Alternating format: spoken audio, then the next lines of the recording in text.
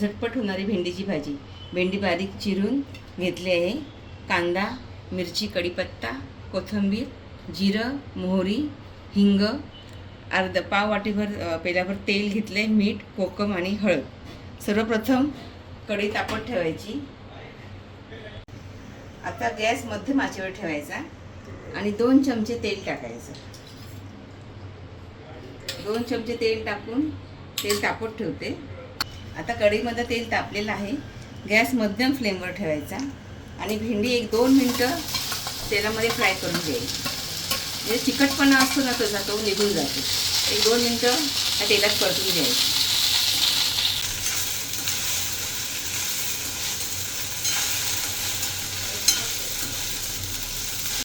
आता भेंडी भाजून झालेली आहे.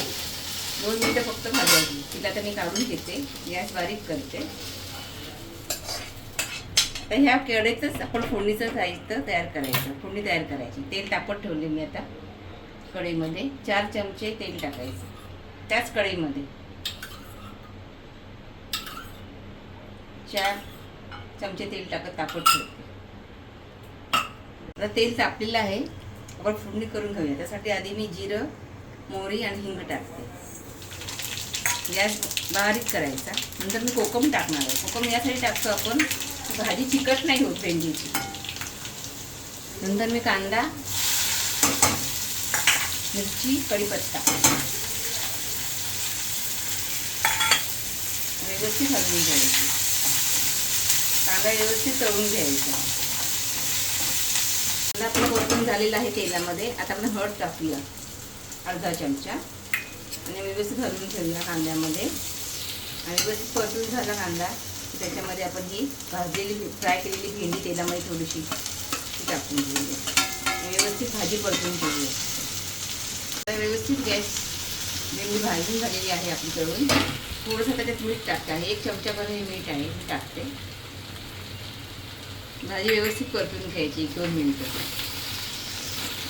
भेंडीची भाजी शक्यतो हे करताना फ्राय करताना झाकण कधी ठेवायचं नाही. कारण झाकण ठेवलं ना की पाणी सुटतं आणि भाजी ओली होते. शक्यतो ती अशीच फ्राय करायची. भेंडीची भाजी झालेली आहे तयार. शक्यतो भेंडीची भाजी करताना गॅसची फ्लेम मध्यमच ठेवायची. बारीक पण नको आणि फास्ट पण नको. भाजी कच्ची राहते. तर वरून आपण व्यवस्थित कोथिंबीर टाकायची. भाजी शिजल्यानंतर आपली भाजी तयार आहे. भेंडीची भाजी रेडी आहे आपली. 1 मिनिट असं ठेवायचं आणि मग गॅस बंद करायचं. आता आपली भाजी तयार आहे वाढण्यासाठी भेंडीची. भाकरी गरम गरम ज्वारीची आणि भाकरी या जेवायला. भेंडीची भाजी भाकरी.